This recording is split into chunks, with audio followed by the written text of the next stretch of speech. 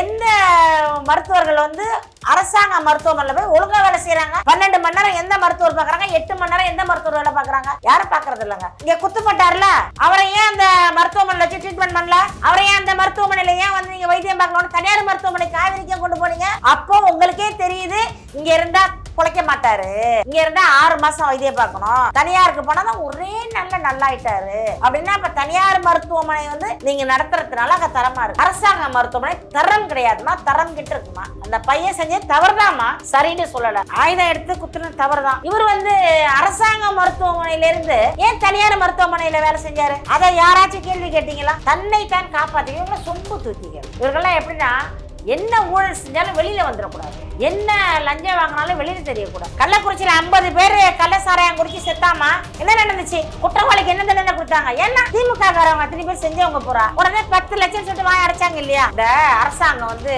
துப்புக்கட்ட அரசாங்கம் ஒண்ணு நம்ம சொல்ற மாதிரி இல்ல. காவேரி மருத்துவமனை இருந்ததால் அரசாங்க மருத்துவமனையில் அவர் பார்ட் டைம் வேலை பார்த்ததால் அவருக்கு சப்போர்ட் நிறைய பண்றாங்க. அதுவும் இந்த கட்சியில தினமும் ஒரு கொள்ளை, தினமும் ஒரு கொலை, தினமும் ஒரு கற்பழிப்பு, தினமும் ஒரு தாலி அறுப்பு, என்ன இல்ல இந்த அரசியல். துப்புக்கட்ட அரசாங்கம் அதிமுக திமுக ரெண்டுமே ஊழல் கட்சி தான். இவர்கள் எல்லாரும் வந்து ஒரு கும்பலா தான் இருக்காங்க. நாங்க வந்து அதிமுகவையும் திமுகவையும் பிஜேபி பிரிச்சு சொல்லலாமா? இவங்க எல்லாருமே வந்து அடிக்கணும். ஒரே எதிரி சீமான் தான். இப்போ வள்ளுவம் வலைக்காட்சி நேயர்கள் அனைவருக்கும் அன்பு வணக்கம். இன்று நம்முடன் இணைப்பில் இருப்பவர் நாம் தமிழர் கட்சியின் கொள்கை பரப்பு செயலாளர் வன்னி சுமதி அம்மா அவர்கள். வணக்கம் அம்மா. வணக்கம்மா. அம்மா, இப்ப கடந்த 3 தினங்களாகவே இப்ப கிண்டி அரசு மருத்துவமனையில நடந்த அந்த ஒரு விஷயம் தான் ரொம்பவே பரபரப்பா போயிட்டு இருக்கு. அங்க விக்னேஷ் அப்படின்ற இளைஞன் வந்து மருத்துவர் பாலாஜியை வந்து தாக்குனதுனால அவங்க மேல வந்து வழக்கு பதிவு போட்டு விக்னேஷ் அவர்கள் வந்து சிறைச்சாலையில இருக்காரு. அதனைத் தொடர்ந்து மருத்துவர் பாலாஜி மீது ஒரு புகார் வந்திருக்கு.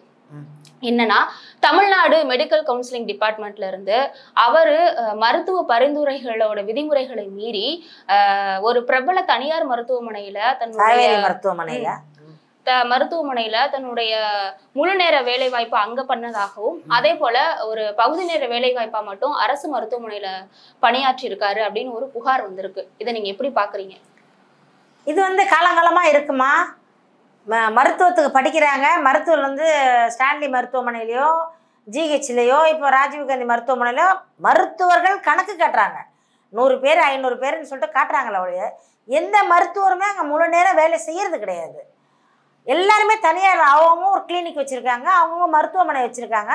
இல்லைன்னா ஒரு பெரிய ஆட்கள் அரசியல்வாதிகள் வச்சுருக்கா மருத்துவமனையில் இவங்க ஒரு பெரிய ஆளாக இருக்கிறாங்களா ஒழிய அரசு மருத்துவமனையில் வந்து மருத்துவர்கள் குறைவுதாம்மா. அது குறைவு தான். நீங்கள் எங்கே போய் வேணால் பாருங்கள், எந்த ஊருக்கு வேணால் போங்க, தமிழ்நாட்டை முழுக்க நீங்கள் எந்த ஊருக்கு வேணால், திருவாரூருக்கு போங்க. நான் ஒரு முறை போயிருக்கேம்மா திருவாரூருக்கு. அது வந்து அதுவும் கலைஞர் பேர் தான், கருணாநிதினு பேர் வைக்கிற மருத்துவமனை பூரா காரித்துப்புறா மாதிரி தான் இருக்குது. திருவாரூரில் வந்து ஒரு மருத்துவமனை, அது வந்து எல்லாமே டெலிவரி தான், எல்லாம் வந்து பிரசவ வார்டு. படுக்க பாய் இல்லை, மெத்த கிடையாது, பிரசவ வார்டு. 100கணக்கான பெண்கள் வந்து ஃப்ளேட்பா அப்படியே இந்த மருத்துவமனை கட்டில கீழே வந்து பாயை போட்டு படுத்திருப்பாங்க. பிறந்த குழந்தைய கொண்டு வந்து அப்படி வச்சு கீழே தான் படுத்திருப்பாங்க. நர்ஸுங்க வருவாங்க. கொஞ்சம் அந்த குழந்தை கத்துனா நான் கண்ணால் பார்த்தது, அந்த குழந்தை பிறந்த பொண்ணை அடிக்கிறாங்க. ஏன் பிள்ளை அழுவுது? கம்பு வச்சுக்கிட்டு இந்த வாட்ச்மேன் மாதிரி வருவாளுங்க, வந்து உள்ளே வந்து அடிப்பாங்க. கூட இருக்க அட்டெண்டரை அடிப்பாங்க, கை நீட்டி அடிச்சிருக்காங்க. நிறைய பேர் பிரச்சனை நடந்திருக்கு. உண்மையாக இல்லை. திருவாரூர் மருத்துவமனையில், தஞ்சாவூர் மருத்துவமனையில், பெரிய ஹாஸ்பிட்டல்னு பேர் தான். நீங்கள் போனீங்கன்னா ஒரு 500 பேர் நிற்பாங்கம்மா. உடனே மருத்துவரை பார்க்க முடியாது. எமர்ஜென்சி, ஒரு பிள்ளைக்கு ஃபிட்ஸ் வந்துட்டு அன்கான்ஸாக கொண்டு போகிறோம், ஒரு பிளட் டெஸ்ட் எடுக்கிறாங்க. எடுத்து நான் தான் அர்ஜென்ட்டாக சொல்கிறேன், ரொம்ப ஃபிட்ஸ் வந்துட்டு அன்கான்ஸாக இருக்குது, பயமாக இருக்குன்னா அந்த அம்மா பிளட் எடுத்துட்டு வாங்கன்னு சொல்லுது. அதுக்கு 3 மணி நேரம் பிளட் டெஸ்ட் கொடுத்தா அந்த அம்மா அப்படி உட்காந்து சொல்லுது, நீங்கள் போயிட்டு நாளான்னைக்கு வாங்க ரிசல்ட் வாங்கிக்கோங்க. அப்போ நான் கேட்டேன், என்னம்மா பேசுகிறீங்க நீங்கள்? அந்த பிள்ளைக்கு ரொம்ப சீரியஸாக இருக்குமா, உடனே ரிசல்ட் வந்து கொடுங்க. அப்படின்னா நீங்கள் தனியார் மருத்துவமனைக்கு தாங்க போகணும் உடனே ரிசல்ட் எடுக்கிறதுக்கு. இது வந்து கவர்மெண்ட் மருத்துவமனை, அது எங்களுக்கு வந்து ரூல்ஸ் கிடையாது. இங்கே பாருங்கள், இவ்வளோ பிளட் இருக்குது, பார்த்தா ட்ரேயாக வச்சுருக்காங்க. உண்மை பார்க்க சொல்லுங்க போய். மருத்துவமனையில மக்களுக்கான சேவை சரிவர நடப்பது இல்லை. ஆனா அதுவுமே உண்மைதான், சேவைன்றது நடக்கிறது இல்ல. ஆனா வந்து மருத்துவர் பாலாஜி அவரை சார்ந்த சக மருத்துவர்கள் என்ன சொல்றாங்க அப்படின்னா, இந்த விஷயத்தை பொறுத்த வரைக்கும் ஒரு நாளைக்கு வந்து ஒரு 50 பேஷண்ட் பார்க்க வேண்டிய இடத்துல ஒரு 300 பேஷண்ட் வர்றாங்க, எங்களுக்கு அதுவே ஒரு பெரிய நெருக்கடியா இருக்கு, எங்களால சரியாந்திர ஒரு இதை கொடுக்க முடியல. அதே போல தகுந்த செவிலியர்களோ அந்த பணியிடங்களுக்கு தகுந்த ஒரு மருத்துவர்களோ எங்களிடையே இல்ல, மருத்துவ பற்றாக்குறையினாலதான் இந்த மாதிரி நிறைய அழுத்தங்கள் தரப்படுது அப்படின்னு சொல்லியிருக்காங்க சக மருத்துவர்கள் சார்பா. அப்படி இருக்கும் பொழுது இந்த அழுத்தங்களோட ஒரு மறுபக்கம் அப்படின்னா காவேரி ஹாஸ்பிட்டல்ல அவருடைய அந்த ஒரு வாய்ப்பா இருக்கு, நம்ம பார்க்கலாமா? நான் என்ன சொல்றேன், இந்த மருத்துவர்கள் வந்து போராடினாங்கல்ல, எங்களுக்கு வேலை பலுவா இருக்கு, சம்பளம் பத்தல, போனஸ் பத்தலன்னு போராடினாங்கல்ல. ஏன் இவர்கள் வந்து எங்களுக்கு மருத்துவ வசதி பத்தல, மருத்துவர்கள் இல்ல, செவிலியர் இல்ல, எங்க போராடி இருக்காங்க சொல்லலையே இது வரைக்கும். பணத்துக்கு மட்டும் போராடுறாங்க. எந்த மருத்துவர்கள் வந்து அரசாங்க மருத்துவமனையில் போய் ஒழுங்கா வேலை செய்யறாங்க? 12 மணி நேரம் எந்த மருத்துவர் பார்க்குறாங்க, 8 மணி நேரம் எந்த மருத்துவர் வேலை பார்க்குறாங்க? யாரும் பார்க்கறது இல்லைங்க. அவங்க இப்போ இந்த பாலாஜிங்கிறவர் வந்து குத்துப்பட்டிருக்காரு. நான் வந்து விக்னேஷ்க்கு சப்போர்ட்டா பேசல. விக்னேஷ் செய்யறது தவறுதான், மருத்துவரை தாக்கியது தவறுதான். ஆனால் அவன் வந்து ஒரு கொலைகாரனோ ஒரு குற்றவாளியோ ஒரு அயோக்கியனோ அவன் வந்து இவர் மேல ஒரு காழ்ப்புணர்ச்சியோ அவர் வந்து தாக்கல. அவர் அம்மா மேல உள்ள பாசத்துல, இப்போ நம்ம ஒரு மருத்துவத்தை இவ்வளவு நாளா பாக்குறோம், நம்ம அம்மாவுக்கு எதுவுமே கிடைக்கலையே அப்படின்ற ஒரு ஆதங்கத்துல கோவத்துல என்ன செய்யறோம்னு தெரியாம தாக்கியது. அது திட்டமிட்ட அந்த தாக்குதல் கிடையாது, ஒரு வைலன்ஸ் கிடையாது. அது அவரோட அந்த என்ன சொல்றது டென்ஷன்ல என்ன செய்யறதுன்னு தெரியாம செஞ்சுட்டாரு. அதனால தயவு செய்து நான் இந்த அரசாங்கத்துக்கு ஒண்ணு சொல்றேன், இங்க குத்துப்பட்டார்ல அவரை ஏன் அந்த மருத்துவமனையில வச்சு ட்ரீட்மெண்ட் பண்ணல? அவரை ஏன் அந்த மருத்துவமனையில ஏன் வந்து நீங்க வைத்தியம் பார்க்கணும்? தனியார் மருத்துவமனை காவேரிக்கே கொண்டு போனீங்க. அப்போ உங்களுக்கே தெரியுது இங்க இருந்தா பொழைக்க மாட்டாரு, இங்க இருந்தா 6 மாசம் வைத்தியம் பார்க்கணும், தனியாருக்கு போனாதான் ஒரே நல்லாயிட்டாரு அப்படின்னா அப்ப தனியார் மருத்துவமனை வந்து நீங்க நடத்துறதுனால அங்க தரமா இருக்கு. அரசாங்க மருத்துவமனை தரம் கிடையாதுமா, தரம் கிட்ட இருக்குமா, எதுவுமே தரம் கிடையாதுமா.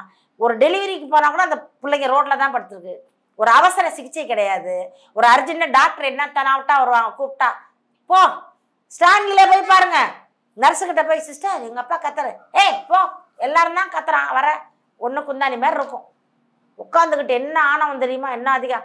நான் வந்து போனதில்லை, ஆனால் நான் வந்து யாராச்சும் நம்ம தெரிஞ்சவங்க சொந்தக்காரன் பார்க்க போகிறோம்ல, அப்போ நின்று பார்ப்பேன், என்னடா ஹாஸ்பிட்டலு என்ன ஒரு ஸ்டாப் இப்படி பேசுகிறாங்களே, ஒரு நோயாளியே அவங்க எவ்வளோ கஷ்டத்தில் இருப்போம், ஐயோ நம்ம அப்பா பொழைக்க மாட்டாரா, அது கடவுளை வந்துட்டு உட்காந்துக்கிட்டு ஓடுனா அவ்வளவு அலட்சியமா பேசுவாங்க. அதுவுமே அந்த விக்னேஷ் ஏன் வந்து இந்த அளவுக்கு வந்து ஒரு ஆவேசப்பட்டாரு, ஏன் இந்த அளவுக்கு வந்து ஒரு மருத்துவரே ஒரு தாக்குவதில் முயற்சித்தாரு அப்படின்னு என்ன விஷயம் அப்படின்னா, இவர் வந்து 6 மாசமா அந்த மருத்துவமனையில வைத்தியம் பார்த்திருக்காங்கம்மா, 6 மாசம் தானே பார்த்துட்டு அப்ப வேற ஒரு மருத்துவமனைக்கு போகும் பொழுது அந்த மருத்துவமனையில சொல்றாங்க உங்க அம்மாவுக்கு ஏற்கனவே மருத்துவம் பார்த்த மருத்துவமனையில தவறுதலா வந்து சிகிச்சை அளிச்சிருக்காங்க, அந்த தவறுதல்னாலதான் உங்க அம்மாவுக்கு இந்த மாதிரி வந்து லிவர் ப்ராப்ளம், லிவரையும் ஆப்ரேஷன் பண்ணியிருக்காங்க அப்படின்னு சொல்லிட்டு சொல்லிட்டாங்க. சொன்ன பையனுக்கு ஏற்கனவே அப்பா இல்லை, அப்பா இறந்துட்டாரு, அம்மா வந்து தெய்வம், அவனுக்கு பாசம் நிறையா, ஐயோ நம்ம அம்மாவுக்கு வந்து தவறா பண்ணிட்டாங்க. அந்த டாக்டர் எதுக்காக தாக்கியிருக்காரு அப்படின்னா அந்த ரிப்போர்ட், அந்த ஸ்கேன் ரிப்போர்ட்டை போய் கொடுக்கும் பொழுது அவர் வந்து சரிவர அதை பார்த்து கூட ஒண்ணுமே பண்ண மாட்டாங்க. அது வந்து ஒரு மெத்தன போக்கா அந்த ஒரு பதில் இருக்கிறதுனாலதான் அந்த ஒரு ஆவேசத்துலதான் அந்த ஒரு இளைஞர் வந்து ஏன்னா நான் வந்து என்னோட தாய்க்கு இப்படி ஆயிடுச்சுன்னு கொண்டு கொடுக்கும் பொழுது நீங்க அழைச்ச ஏன்ப்பா கூட்டு போ அப்படின்னா கோவம் வரும். எல்லாருக்கும் மனிதன் தானே, நம்மளும் மனிதன் தானே. ஆனால் இதை வந்து அரசாங்கம் வந்து மருத்துவருக்கு தான் சப்போர்ட் பண்ணுது. இந்த மருத்துவமனையில் என்ன குறைகள் இருக்குன்னு இது வரைக்கும் இந்த அரசாங்கம் பார்க்கல. நீங்கள் எந்த மருத்துவமனைக்கு போனாலும் ஒரு சிஸ்டரோ ஒரு கம்பவுண்டரோ உட்காந்துக்குவாங்க, பேதி ஆகுதா, உனக்கு மயக்கமா, உனக்கு தலைவலியா, உனக்கு ஜுரமா, உனக்கு 1 மாத காய்ச்சலா, மூட்டு வலியா, கை வலியா, எதுக்கு போகிறாலும் 4 வெள்ளை மாத்திரை, ஒரு சிவப்பு மருந்து. இது வந்து எந்த வருஷமா அடப்பாவீங்களா, 50 வருஷமாடா கொடுப்பீங்க இதைய, சுதந்திரம் கிடைக்கிறதுக்கு முன்னே கொடுத்த மருந்து அது இன்னமும் கொடுத்துக்கிட்டு இருக்காங்க. ஒரு மாத்திரை தரதில்ல, மருந்து தரதில்ல, கவனிக்கிறது கிடையாது. டாக்டர்லாம் போய் உட்காந்துருப்பாங்க, ஒரு இது பெரிய இது மாதிரி ரவுண்டு டேபிளில் தான் உட்காந்துருப்பாங்க, பேஷண்ட்லாம் அங்கே தான் உட்காரணும். ஒரு பர்சனலாக ஒரு பிரச்சனை இருக்கும், சொல்ல முடியாது. அரசாங்க மருத்துவமனை இன்னும் தரத்தை மாற்றணும். அரசாங்க மருத்துவமனையில சுத்தம் பத்தலை, சுகாதாரம் இல்லை, செவிலியர்கள்ட்ட அந்த எப்படி அந்த அந்த பலு, வேலை பலு, செவிலியர்கள் கத்துறாங்கன்னா அவங்களே குறை சொல்ல முடியாதுமா. செவிலியருக்கு அந்த வேலை பலு. 5 நர்ஸு 10 நர்ஸ் இருக்க வேண்டியது ஒரே ஒரு நர்ஸ் இருக்காங்க, ஒரு செவிலியர் தான் இருக்காங்க. 5 பேஷண்ட்டை பார்க்க வேண்டிய செவிலியர் 50 பேஷண்ட்டை பார்க்குறாங்க. அப்போ அந்த கோபம் வரும். ஒரு மருத்துவர் தான் இருக்காரு, அந்த இடத்துல 10 மருத்துவர் இருக்கணும். மருத்துவர் இருக்கிறது இல்லை. யார் இருக்காங்கன்னா இந்த படித்த ஸ்டூடெண்ட் பாருங்க, அவங்க செக் பண்ணிருப்பாங்க. ஒரு ஆப்ரேஷன் பண்ணியிருப்பாங்க. இந்த இதில் குக்கு வித்த கோமாளில் பார்த்தீங்கன்னா 4 பேர் வந்து கிண்டிக்கிட்டு இருப்பாங்க. முந்திரி பருப்பு எத்தனை இருக்குது, திராட்சை எத்தனை இருக்குது, இதில் வந்து எவ்வளோ வந்து சுகர் போட்டிருக்கீங்க, இந்த மாதிரி குடலை கிழிச்சு வச்சு நோண்டிக்கிட்டு இருப்பாங்க. அவர்களுக்கு பயிற்சி யார்? மனிதனோட உயிர், மனிதனோட உடல். இன்னும் ஒன்று சொல்கிறேம்மா, இதெல்லாம் வந்து நினைப்பாங்க, என்னடா அந்த அம்மா பேசுகிறாங்களே, ஏன் வந்து மருத்துவமனையில் கேவலமாக பேசுகிறாங்கன்னு கோவம் வரலாம். உண்மையிலேயே கேவலமாக நடந்ததுனால தான் என்னுடைய வாழ்க்கையில நடந்த கதை ஒரு உண்மையான கதை. 2015 எனக்கு ஒரு மயக்கம் வருதுமா. நான் வந்து அப்போ ஒரு ஹோட்டல் வச்சுருக்கேன், அங்கே இருந்துக்கிட்டு இருக்கேன். திடீர்னு மயக்கம் வருது. என்னை என் மகள் வந்து ஆட்டோவில் கூப்பிட்டு போகிறாங்க. எங்கள் வீட்டுக்கு பக்கத்தில் இருக்க தனியார் மருத்துவமனை தான், ஆனால் அது பாராவதியான மருத்துவமனைன்னு வச்சிங்கன்னா. அர்ஜென்ட்டுக்கு அழைச்சிட்டு போயிட்டாங்க. போய் நல்லா தான் போகிறேன், ஆட்டோவில் போகிறேன், இறங்குறேன், நடந்து போகிறேன். டாக்டர் உட்காந்துருக்காரு, இப்படி உட்காடுறேன். பல்ஸ் பார்க்குறாங்க. பார்த்துட்டு உடனே டக்குன்னு டாக்டர் சொல்ல, பல்ஸ் என்ன 40 இருக்கு உங்களுக்கு அப்படின்றாரு. நான் சொன்னேன், நான் திருப்பி கேட்குறேன், ஏன் 40 இருக்கக்கூடாதா கேட்குறேன். இருக்கக்கூடாது, ரொம்ப சீரியஸ்மா. உடனே என் பொண்ணை பயமுறுத்தி, ஐயோ இது வந்து ரொம்ப டேஞ்சர், உடனே கொண்டு அழைச்சிட்டு வா இவன்றாங்க. என்ன உடனே ஒரு ட்ராலி வந்துச்சு, என்னை உட்கார சொல்லி ஓட்டுறேங்கிறாங்க. நான் நடந்து வர்றேன், எனக்கு பயம். நான் வந்து மருத்துவமனைக்கு போனதில்லை. நான் ஊசின்னா பயம், எனக்கு மருந்துன்னா பயம், ஹாஸ்பிட்டல்னா பயம். எனக்கு அந்த ஸ்மெல் பார்த்தா பிடிக்காது, ரொம்ப பயம் எனக்கு. முடியாதுன்னு சொல்கிறேன். வலுக்கட்டாயமாக நான் அழைச்சிட்டு போயிட்டு பெட்டில் படுக்க வச்சாங்கம்மா. அந்த ஒரு நர்ஸ் வந்து கேட்குது, இன்னொரு கம்பவுண்டர், சரியான நர்ஸ் கிடையாது அது, ஒரு கம்பவுண்டர் இருக்காரு, அவர்கிட்ட கேட்குது, அந்த ஆக்சிஜன் எடுத்துட்டாங்க, எடுத்து 2ல் வைக்கணுமா 4ல் வைக்கணுமான்னு கேட்குது. அவர் ஏதோ ஒரு நம்பர் சொல்கிறாரு. சொன்ன உடனே எனக்கு உடனே டக்குன்னு ஆக்சிஜன், நல்லா தான் இருக்கிறேன், நல்லா நடந்து போனேன், என்னை கூட்டு போய் பெட்டில் படுக்க வச்சாங்க, ஆக்சிஜனை வாயில் வச்சு அமுக்குனாங்க. அப்புறம் அந்த ஆக்சிஜன் வந்து ஹெவியாக வச்சுட்டாங்க. எனக்கு தெரியுது, ஃபுல்லாக தொண்டையில் போய் அடைக்குது, மூச்சு விட முடியல, இந்த இடம்லாம் அப்படியே பூனை ஆற மாதிரி இருக்குது, மூக்கு அடைக்குது, கண்ணெல்லாம் அடைக்குது, ஒரு மாதிரி ஆகுது. நான் சொல்கிறேன், டக்குன்னு எடுத்துட்டேன் வாயிலேருந்து. எடுத்தோடனே நான் சொல்லிச்சு, எடுக்கக்கூடாது சொல்லுது. ஏம்மா அதிகமாக இருக்குமா, கொஞ்சம் குறைக்க சொல்லுங்கம்மா அப்படின்றா. இருங்க டாக்டரை கேட்டோம், திருப்பி வச்சிருச்சு. வச்சா முடியலை என்னால். நான் என்ன பண்ணுறேன், அந்த கையை திருப்பி எடுக்க வந்தோடனே 2 கையை பிடிச்சி கட்டிட்டாங்க. என்ன அந்த மருத்துவர்கள் 2 கையை கட்டிட்டாங்க. அப்போது எனக்கு என்னையும் மீறி என்னோட உடல் வந்து என்ன செய்ய தெரியல, கால் உதைக்குது. 2 காலையும் வந்து கயிறு வச்சு கட்டிட்டாங்க. கட்டோம்னா எனக்கு என்ன பண்ணிச்சு, நான் பயந்துட்டேன். ஆஹா நம்மளை என்னையோ பண்ண போகிறாங்க சொல்லிட்டு ஒரு அரை மணி நேரம் கூட இல்லை, சொந்தக்காரெல்லாம் வந்துட்டாங்க பார்க்கறதுக்கு. என்ன உடம்பு சரியில்லைன்னு எனக்கு அண்ணன் தம்பி அக்கா தங்கச்சி சொந்தக்காரெல்லாம் வந்துட்டாங்க. மருத்துவமனை வாசல் நிற்கிறாங்க. என் பிள்ளைங்க 3 பிள்ளைங்க கத்துது, ரோட்டில் கடந்து பெறலுது. டாக்டர்னு சொல்லிட்டாரு, உங்கள் அம்மா உயிருக்கு ஆபத்து. எப்படி சொல்கிறாங்க, போய் ஒரு 3 மணி நேரத்தில் அவங்களுக்கு வந்து ஹார்ட்டு கெட்டு போச்சு, லிவர் போயிடுச்சு, கிட்னி போயிடுச்சு, எல்லாமே போச்சு. அவங்க வந்து அன்கான்ஸ் ஆகிட்டாங்க. இந்த நாங்கள் வச்சிருக்க இந்த இதில் தான் வந்து அவங்களுக்கு இந்த இது ஓடுது, பல்ஸ் சொல்கிறாங்களா அப்படி சொல்கிறாங்க. பல்ஸ் ஓடி ரெக்கார்டு இருக்குது. அவன் மேலே நான் கேஸ் போட்டால் இன்னைக்கு கூட அந்த அரசு மருத்துவமனையோட இது இப்போ பேஷண்ட்டுக்கு எதுவுமே தெரியலன்னா பல்ஸ் வந்து அடிக்குது. இது வந்து நாங்கள் அந்த எடுத்தோம்னா உயிர் நின்றுடும். யார் வந்து அவங்கள உயிரோட பார்க்கணுங்க பார்த்துட்டு வாங்கன்னு சொல்கிறாங்க. என் பிள்ளைங்க கிடந்து கத்துது. அப்போ உண்மையிலே அன்னைக்கு உள்ள ஒரு தலைவர், எனக்கு ரொம்ப வேண்டிய ஒரு அண்ணன், அப்போ வந்து இருக்கார், எம்எல்ஏவாக இருக்கார். அவருக்கு எங்கள் அண்ணன் பையன் ஃபோன் அடித்து இந்த மாதிரி வந்து பண்ணுறாங்க, நாங்கள் அழைச்சிட்டு போகிறோம், வெளியில் கொடுங்கன்னா கொடுக்க மாட்டாங்க. அப்படி பெட்லேருந்து அப்படி அசைச்சா செத்துருவாங்க. இப்படி உடம்பு அசைச்சா அவங்க உயிர் போயிடும், அசைக்கக்கூடாது, அப்படியே இருக்கட்டும், நீங்கள் போயிட்டு அப்படியே முகத்தை பார்த்துட்டு வந்துடுங்கன்றாங்க. எல்லாம் வந்துட்டாங்க சொந்தக்காரப்போ. கத்துது கடந்து வெளியில். 10 வருஷம் ஆச்சு இது நடந்து. சொன்ன உடனே என்ன பண்ணாங்க, உடனே அந்த தலைவர் ஃபோன் அடிச்சிட்டாரு. ஃபோன் அடித்து, இப்போ என்னடா அவங்க பாடியை கொடுக்க மாட்டேற, அவங்க வந்து இறந்துருவாங்கன்னு சொல்கிற, அவங்கள உடனே ஷிப் பண்ணு, நாங்கள் வேறு மருத்துவமனைக்கு அழைச்சி வர சொல்கிறாங்களா சொந்தக்காரங்க, அனுப்புனா மருத்துவர் தரமாட்டேங்கிறார். அவர் பெரிய ஆள் தான். இல்லை நாங்கள் அனுப்ப முடியாது, அப்படியே பெட்டை விட்டு அசைச்சா செத்துருவாங்கன்னா பரவாயில்ல நீ கூட சொல்லிட்டு, இல்லைன்னாக்கா பிரச்சனை பெருசாகிடும், நீ உடனே கூட சொல்லிட்டு அவர் பேசிட்டார். பேசினோன்னே என்ன பண்ணிட்டாங்க, உடனே என்னை வந்து அப்போலோலேருந்து ஆம்புலன்ஸ் புக் பண்ணி என்னை வந்து என்னை தூக்கிட்டு போகிறேன். தெரியாது, எனக்கு எதுவுமே தெரியாதுமா, இது என்ன நடக்க தெரியாது, எனக்கு இதெல்லாம் சொல்லி கேள்வி தான் இது நடந்தது எல்லாமே. சரி, என்ன அழைச்சிட்டு போகிறாங்க. 3 நாள் கழித்து உட்காந்துருக்கேன் பெட்டில். அப்படி டாக்டர் வராரு, வந்துட்டு ஒரு மெடிக்கல் மிராக்கல்னாரு. ஆனால் அந்த மருத்துவமனைக்கு போனோன்னா என் பிள்ளைங்கள்லாம் டாக்டர் காலில் போய் விழுந்துருக்காங்க. விழுந்து எப்படியாச்சும் எங்கள் அம்மாவை காப்பாற்றுங்க சொல்லிட்டு. அப்போ டாக்டர் சொல்ல உங்கள் பிள்ளைங்கள்லாம் என் காலில் விழுந்தாங்க, இப்போ கூட மறக்க முடியல, உங்கள் மேலே ரொம்ப பாசம் பசங்க அப்படி சொல்லிட்டு சொன்னேன்னா அப்போ சொல்கிறேன் வந்து என்னை உள்ளே சேர்த்துட்டாங்க பாருங்க. ஃபர்ஸ்ட் ரிப்போர்ட் வருதான் கிட்னி ஃபெயிலியர் சொன்னாங்களா, கிட்னி நல்லா இருக்குது, பிரச்சனை ஒன்றும் இல்லை, ஃபர்ஸ்ட் ரிப்போர்ட் வருதான் அரை மணி நேரத்தில். அதுக்கப்புறம் லிவர் நல்லா இருக்குது, ஒன்றும் பிரச்சனை இல்லை, அது வருது. அப்புறம் ஹார்ட்டு அது மட்டும் கொஞ்சம் வந்து என்னது அந்த ஏதோ ஒரு அடப்பு இருக்குது, அது சரி பண்ணிடலாம், அது ஒன்றும் பிரச்சனை இல்லை. ஆனால் உங்களுக்கு இது சார்ந்து எந்த ஒரு பிரச்சனையும் இதுக்கு முன்னாடி இல்லை? எதுவுமே இல்லைம்மா. அவன் என்ன சொல்லிட்டான், கிட்னி ஃபெயிலியர், ஒர்க் பண்ணல, நின்று போச்சு, லிவர் நின்று போச்சு, ஹார்ட்டு நின்று போச்சு, பல்ஸ் மட்டும் ஓடிக்கிட்டு இருக்கு, அது ஒரு பாயிண்ட்ல இருக்கு, இந்த ஆக்சிஜன் எடுத்தா செத்துருவாங்க அப்படி சொன்னவன்கிட்ட இங்கே என்ன தனியார் மருத்துவமனை, காரணம் தனியார் மருத்துவமனை, அங்கே நல்லா பார்த்தாங்க. அதை நம்பி தான் இன்னைக்கு வந்து நிறைய பேர் ஓடிக்கிட்டு இருக்கிறது. காரணம் மருத்துவமனையில் மருத்துவம் கிடையாது, பணம் மட்டும்தான் வேலை செய்யுது, மருத்துவர் கிடையாது. அங்கே உண்மையான மனசார மருத்துவர் கிடையாது. வர்றம்மா ஏதோ என்ன உனக்கு என்னம்மா போ போ போ முட்டி வலியா போ, அது அப்படி தான் இருக்கும், வயசாகிடுச்சு போ, இப்படி பேசுகிறாங்க டாக்டர். அப்போ தனியார் மருத்துவமனைக்கு ஏமா போக மாட்டாங்க.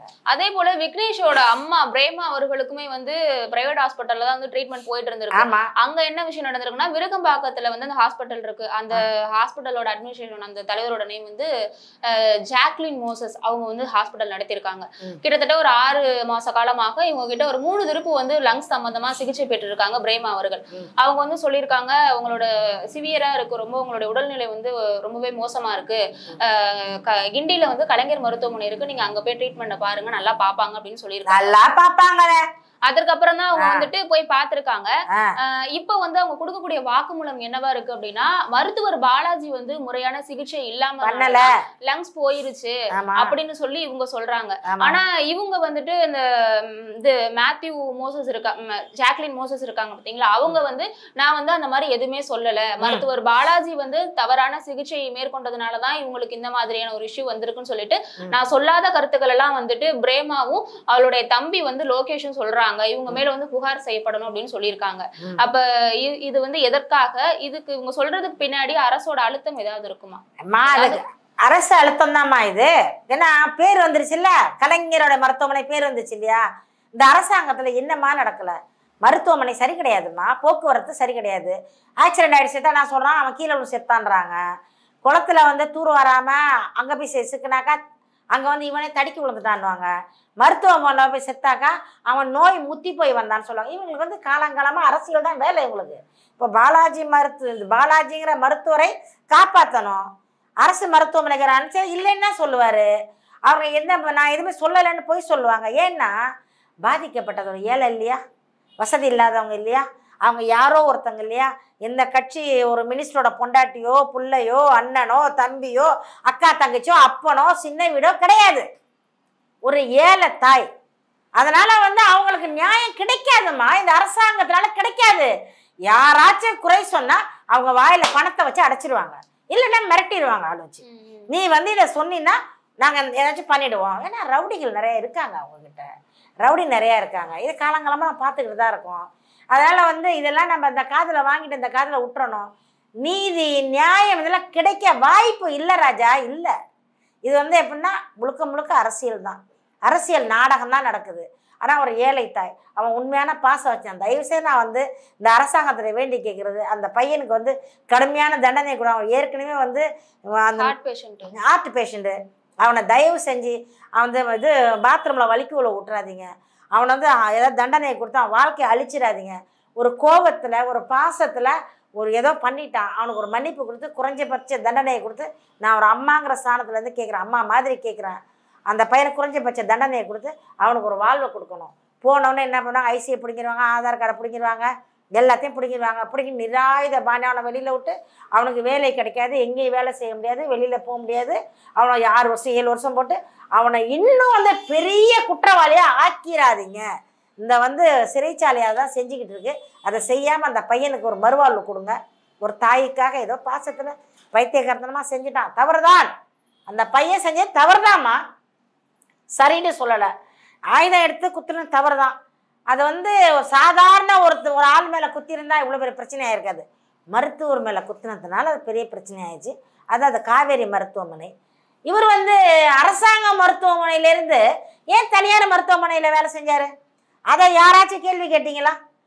அரசாங்க மருத்துவமனையிலேருந்து பார்க்க இந்த வேலை செய்யறாங்க. அதே போல விக்னேஷ் அவர் மேல வந்து அந்த இளைஞர் மேல வந்து 7 வழக்கு வந்து போட்டுதான் அவர் உள்ள இருக்காரு. அதே போல மெடிக்கல் கவுன்சிலிங் ரிப்போர்ட்ல இருந்து வந்து மருத்துவர் பாலாஜி அவர்கள் வந்து பிரபல தனியார் மருத்துவமனையில வந்து வேலை பார்த்ததாக புகார் வந்திருக்கு. இந்த புகாரோட அடிப்படையில அவர் மேல வழக்கு பதிவு போடப்படுமா? போடணும்.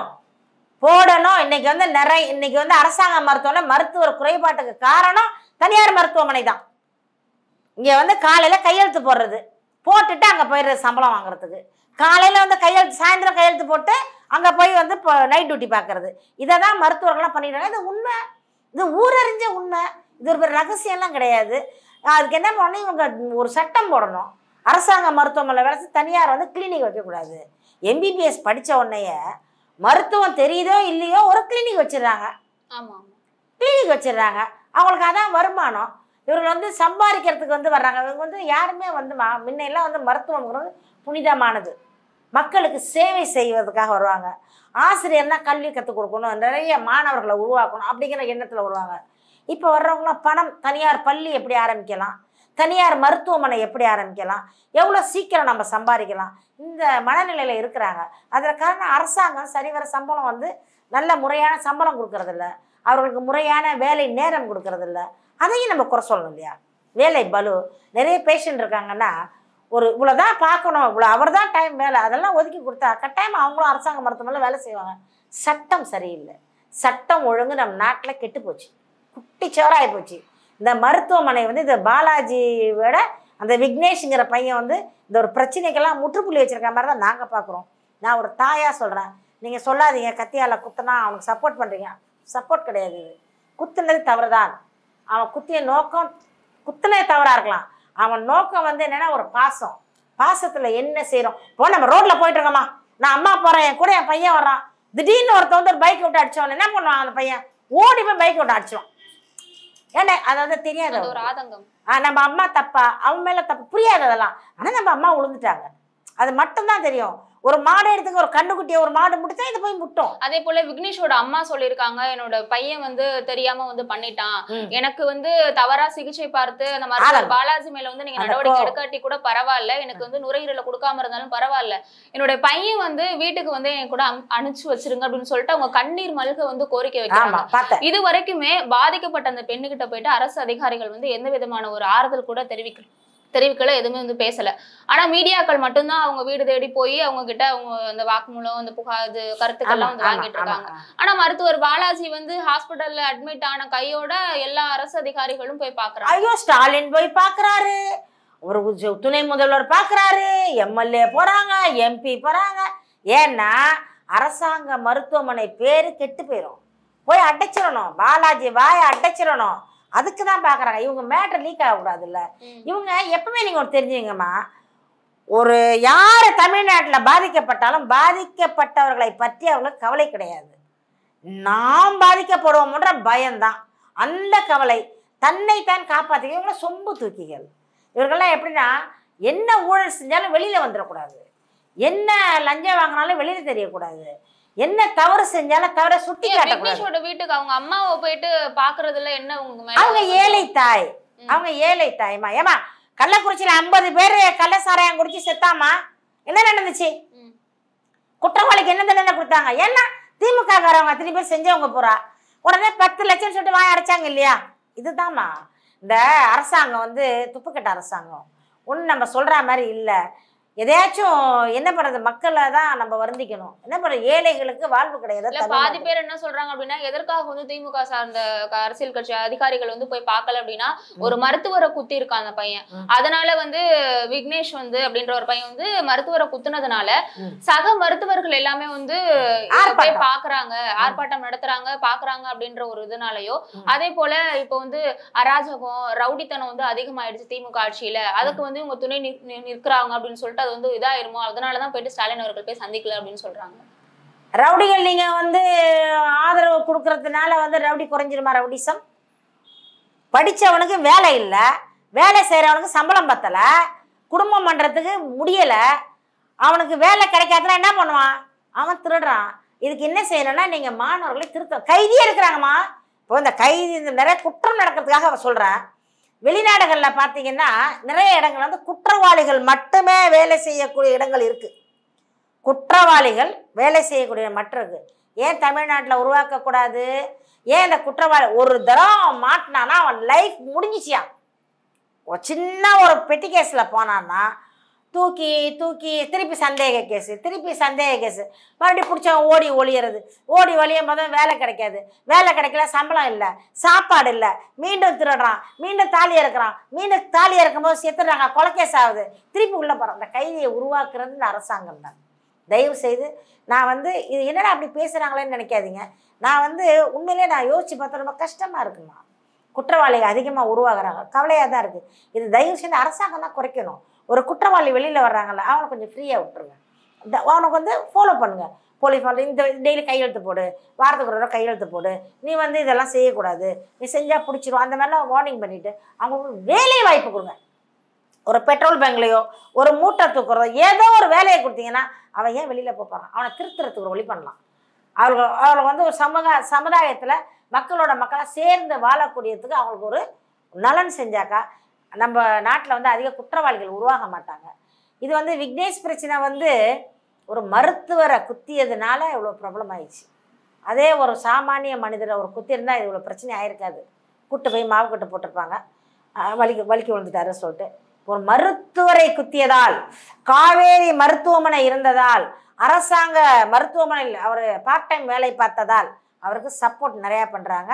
அதுவும் இந்த கட்சியில் தினமும் ஒரு கொள்ளை, தினமும் ஒரு கொலை, தினமும் ஒரு கற்பழிப்பு, தினமும் ஒரு தாலி அறுப்பு, என்ன இல்லை இந்த அரசியலில். இவர்கள் ஆட்சிக்கு வந்து 3 வருடம் ஆக போகுது. இந்த 3 வருஷத்தில் நீங்கள் என்ன தெரியுமா சந்தோஷப்படணும்? இன்னைக்கு என்ன ஒன்றுமே நியூஸ் வரலையே அப்படி நினச்சாதான் வருத்தமாக இருக்கும். வருது, டெய்லியும் 6 வயசு பொண்ணை கெடுத்தாங்க, 5 வயசு பொண்ணை கெடுத்தாங்க, கணவன் மனைவியை கடத்திட்டு போய் கெடுத்தாங்க, பாலியல் பண்ணாங்க, வெட்டுனாங்க. இப்போது நேற்று கூட பார்த்தீங்கன்னா தலை மட்டும் ரோட்டில் இருக்குது, உடம்ப காணும். இந்த உடம்ப தேடிக்கிட்டு இருக்கு காவல்துறை. அப்போ அந்த நாட்டில் என்ன நடக்குது? வயலுக்கு போனால், வேலைக்கு போனால் அந்த பெண்ணை கொண்டு வயலில் போட்டுறானுங்க. வயசுக்கு அந்த பொண்ணு வெளியில் போனால் கடத்திக்கிட்டு போய் 5 பேர் இப்போ வந்து கூட்டு பாலியல் வன்முறை கிடையாது, கூட்டு பாலியல் வன்முறை. என்னடா அவனை பிடிச்சி என்ன பண்ணுறீங்க? பொத்தனாப்புல வயசுக்கு வந்த பொண்ணு மாதிரி கூட்டு போகிறானுங்க, பொத்தனாப்புல வச்சுருக்கானுங்க. அப்படியே சாப்பாடை போடுறது 5 வருஷம் 6 வருஷம் 10 வருஷம் உள்ளே இருக்கானுங்க. நல்லா கொளுத்து போய் வந்தோன்னே என்ன பண்ணுவான்? என்ன சொல்கிறோன்னா சட்டங்கள். நம்ம வழக்கறிஞர் வந்து நேற்று அதை பற்றி இப்போ கேட்கல, நீங்கள் என்ன சொல்கிறேன், ஹைகோர்ட்டில் வந்து ஒரு ஜட்ஜி கேட்டிருக்காரு. ஆமா, அதிமுக திமுக 2 பேரும் மாறி மாறி தான் ஒருத்தருக்கு ஒருத்தர் குறை சொல்றீங்களே தவிர நாட்டு மக்களுக்கு எந்த விதமான ஒரு பயனும் இல்லைன்னு அதுதான் சொல்றேன் நானும். நாட்டு மக்களுக்கு இவன் என்ன செய்யறாங்க? இவங்களுக்கு என்னன்னா கொள்ளை அடிக்கணும், சொத்து சேர்க்கணும், பணம் சேர்க்கணும், வெளிநாடுகளுக்கு போகணும், 2-3 வீடு, ஒரு பெரிய வீடாக கட்டினா அர்த்தத்தில் சின்ன வீடாக ஒன்று கட்டிக்கணும், இந்த பக்கத்தில் நடு வீடு ஒன்று கட்டணும். இதில் தான் கவனம் போகுது. பிள்ளைக்கு எவ்வளோ சொத்து சேர்க்கலாம், பொண்ணுக்கு எவ்வளோ சொத்து சேர்க்கலாம், அடுத்த தலைவரை யாரை உருவாக்கலாம், அடுத்த வந்து இந்த ஊரை யார் பிடிக்கலாம், இந்த ஊருக்கு இந்த மாதிரி ஒரு கொள்கை போகுது ஒழிய மக்களை பற்றி கவலைப்படுவது கிடையாது. துப்புக்கட்ட அரசாங்கம் அதிமுக திமுக 2மே ஊழல் கட்சி தான், 2மே லஞ்சம் கட்சி தான், 2ம் லாவண்யம் கட்சி தான். அதிகாரத்திற்கு வந்து விட்டு ஆணவத்தால் ஆணும் கட்சிகள் தான். உண்மைதான். அவர் வந்து ஒரு ஹைகோர்ட்டில் ஜட்ஜி சொல்கிறாருன்னா அவருக்கு எவ்வளோ மனவேதனையாக இருக்கும். இவங்களே ஒரு கேஸை கொடுப்பாங்களாம். வா, செந்தில் பாலாஜி மேலே இவரே கேஸ் போடுவாராம், இவரே ஃபைல் பண்ணுவாராம், திருப்பி இவரே வந்து உள்ளேயும் தள்ளுவாராம், இவரே வெளியிலையும் கொண்டு வருவாராம். இது என்ன அரசியல் நாடகம் புரியல. அதிமுக இருக்கும்போது கேஸ் போடுவாங்க, திமுகவுக்கு வந்துட்டா உத்தமராயிருவாரா இவரு. அதிமுக இருக்கும்போது ஊழல்வாதி, திமுகவுக்கு வந்து உத்தமராயிடும். நேற்று நடந்த பிரஸ் மீட்ல வந்துட்டு நாம் தமிழர் கட்சியோட ஒருங்கிணைப்பாளர் சீமான் அவர்களிடையே வந்து செய்தியாளர்கள் வந்து ஒரு கேள்வியை முன் வச்சிருக்காங்க. உங்க கட்சியில இருந்து நிறைய நிர்வாகிகள் தொண்டர்கள் எல்லாமே வெளியில போறாங்க, நீங்க வந்து சர்வாதிகார ஆட்சி பண்றதாக தகவல்கள் வெளிவருது, நீங்க இதை எப்படி பாக்குறீங்க அப்படின்னு கேட்கும் பொழுது, ஆமா சர்வாதிகார ஆட்சி தான் என்னுடைய கட்சியில நடக்குது, இருக்க விருப்பம் இருந்தா இருங்க, இல்லாட்டி வெளியில போங்கன்னு சொல்லியிருக்காரு. அந்த கட்சியை சார்ந்து நீங்க இருக்கீங்க, உங்களுடைய கருத்து என்னவா இருக்கு? அவர் சொன்னது சரியா? அவர் சொன்னது சரிதான்மா. ஒரு தலைவர் வந்து அப்படிதான் பேசணும். ஒரு தலைவருங்கிற வந்து அப்படி கெத்தாக இருக்கணும். இவர் ஒரு தொண்டர் வந்து ஒரு தவறு செய்யும் பொழுது கேட்பாங்க. இது வந்து கட்சியை விட்டு வெளியே வராங்கன்னு சொன்னால் பூதாகரமாக பேசப்படுது. காரணம் என்னன்னா எல்லாரோட ஃபோக்கஸ் வந்து நாம் தமிழர் மேலேயே இருக்கு. ஓரமாக போய் ஒருத்தர் நின்னா கூட நாம் தமிழரில் ஓரமாக நிற்கிறாங்க, நாம் தமிழர் இந்த பெண் இங்கே நிற்கிது அந்த மாதிரி பார்க்குறாங்க. ஏன்னா நாம் தமிழர் கட்சி அனைவரும் கூர்ந்து கவனிச்சுக்கிட்டு இருக்காங்க. நாங்கள் சந்தோஷப்படுறோம். அதை பற்றி ஒன்றும் எங்களுக்கு வந்து மாற்றுக்கிறது கிடையாது. கட்சியில் வந்து அங்கங்கே ஒருத்தர் போகிறாங்கன்னு சொன்னால் அதுக்கு பல காரணங்கள் இருக்கும். எல்லா காரணத்தையும் விளக்கிக்கிட்டு இருக்க. சரி, அது ஒரு பக்கம் இருக்க சர்வாதிகார ஆட்சி நான் பண்றேன் அப்படின்னு சொல்லியிருக்காரு. இது எப்படி? அது கோபத்தில் சொல்றது தானேம்மா. நீங்கள் என்ன கேட்குறீங்க, என்னம்மா ரொம்ப அதிகாரமாக பேசுறீங்க, சர்வாதிகாரமாக பேசுறீங்கன்னா ஆமாம் பேசுகிறேன், அது அது கோபத்தில் வருது. ஆமாம் சர்வாதிகார ஆட்சி தான் அப்படி சொல்கிறதுக்கு வந்து அதுக்கு ஒரு தைரியம் வேணும்ல, அதுக்கு ஒரு கெத்து வேணும்ல, அதுக்கு ஒரு துணிச்சல் வேணும்ல. அதே மற்ற கட்சியில் போய் கேட்டு பாருங்க, சர்வாதிகார ஆட்சி யார் சர்வாதிகாரம் பண்ணிக்கிறோம், அவர்களை கேளுங்கள், இவர்களை கேளுங்கள், அவர்கள் அடுத்தவங்க நாங்கள் காட்டல ஆமான்னு ஒத்துக்கிறோம்ல, அதுக்கு ஒரு பெருந்தன்மை வேணும்ல. எங்க அண்ணன் ஒத்துக்கிறார் சர்வாதிகார ஆட்சி நினச்சிக்கோ. களை எடுக்கிறாருங்க. சில பேர் வந்து கட்சியில் தவறுகள் பண்ணலாம், தவறுகள் பண்ணுறவங்க அவங்களே முன் வந்து அவங்களே போகிறாங்க போது டெய்லி ஒரு பஞ்சாயத்து பண்ண முடியாதும்மா. ஒரு கட்சி தலைவருங்கிறவங்களுக்கு வந்து சில வேலை பலுக்கள்லாம் இருக்கும், நிறைய பிரச்சனைகள் இருக்கும், நிறைய மீடியாக்களை சந்திக்கிற மாதிரி இருக்குது.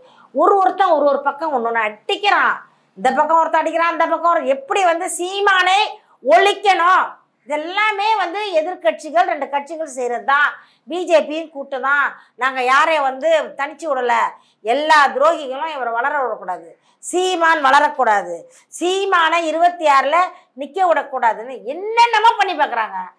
நாங்கள் என்ன சொல்கிறதுன்னா, நம்ம கட்சி தொண்டர்களை தப்பாக சொல்லலை, இவர்கள்லாம் இயக்குறார்கள், மற்றவர்கள் வந்து இயக்குறாங்க, எதிர்கட்சிகள் வந்து இயக்குதுன்னு தான் நாங்கள் நினைக்கிறோம். ஒரு கட்சியில் வந்து நல்லா வளர்ந்த கட்சியில் ஒரு நல்ல ஒரு பதவியில் இருக்க ஒரு தம்பி கொஞ்சம் பொறுமையாக இருக்கலாம், ஒரு தங்கையோ வந்து கொஞ்சம் பொறுமையாக இருக்கலாம். சில தவறுகள் செய்யும் பொழுது வந்து கொஞ்சம் பொறுமையாக போயிட்டால் பிரச்சனை கிடையாது.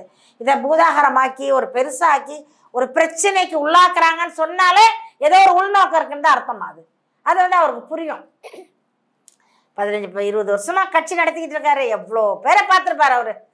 அதே எங்கள் அப்பா ஒரு பழமை சொல்ல தன்னா பாட்ட ஆரம்பம் தான். அது ஒரு குற்றம் வருது, ஏற்கனவே போயிருக்கும், அந்த பிரச்சனைகள்லாம் அண்ணன்ட்ட போயிருக்கும், அவருக்கு காது கொடுத்து கேட்டிருப்பாரு, இவர் அரசு ஆராய்ஞ்சிருப்பாரு, யார் மேலே ரைட்டு தவறுன்னு தெரியும் அவருக்கு, ஆனால் உள்ளே வச்சிருப்பாரு.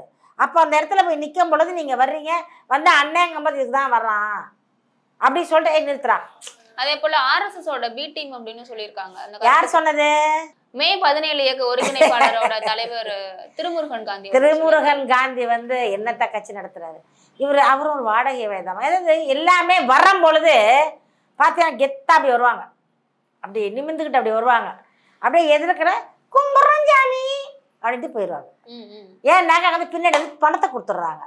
எல்லாருமே வந்து திமுகவின் அடிமைகள் தான், அண்ணா திமுகவின் அடிமைகள், பிஜேபியின் அடிமைகள், எல்லாருமே அதோட அடிமைகள், பணத்தை கொடுத்து இயக்கிக்கிட்டு இருக்காங்க. இவர்கள் எல்லாரும் வந்து ஒரு கும்பலாக தான் இருக்காங்க. நாங்கள் வந்து அண்ணா திமுகவையும் திமுகவையும் பிஜேபியை பிரித்து சொல்லலாமா? இவங்க எல்லாருமே வந்து அடிக்கணும்.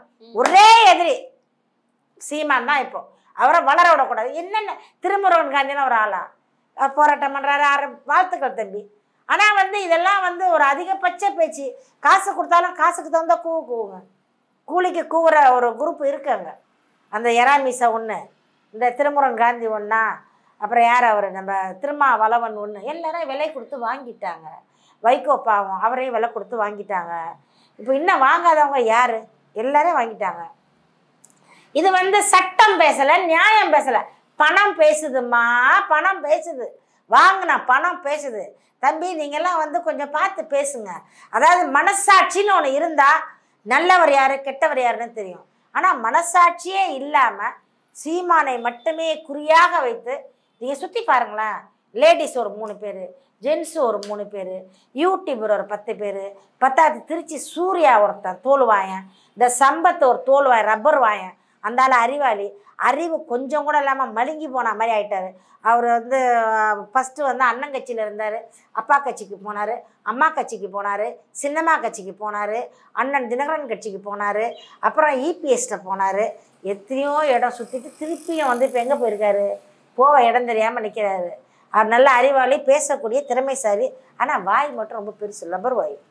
கடைசியில் அவரையும் விலைக்கு வாங்கிட்டாங்க. பார்த்தாரு, அவருக்கு வருமானம் இல்லை.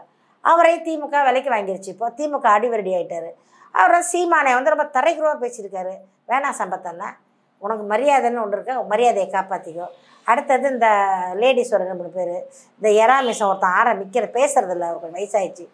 இதெல்லாம் இவர்கள்லாம் வந்து இயக்கிறது முழுக்க முழுக்க யாருன்னா பயம் பயம் பயம்.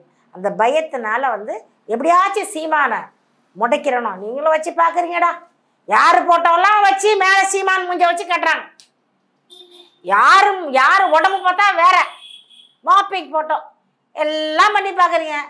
நாம் தமிழர் கட்சி தொண்டர்களும் சகோதர சகோதரிகளும் நீங்கள் என்ன அவதூறு பரப்பினாலும் என்ன அசிங்கமாக பேசினாலும் ஒருபோதும் எங்கள் அண்ணன் சீமானை நாங்கள் நம்புகிறோம், அவர் பின்னால் நிற்கிறோம். அதனால் நீங்கள் என்ன அவதூறு பரப்பினாலும் அதை பற்றி எங்களுக்கு கவலை கிடையாது.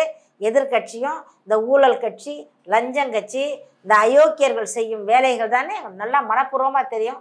மக்களும் அதை நம்பி கொண்டு தான் இருக்கிறாங்க. நடப்பு அரசியல் பற்றி நிறைய விஷயங்களை தெளிவாக பகிர்ந்துக்கிட்டீங்க. மீண்டும் சந்திப்போம். நன்றி, வணக்கம். நன்றி, வணக்கம்மா.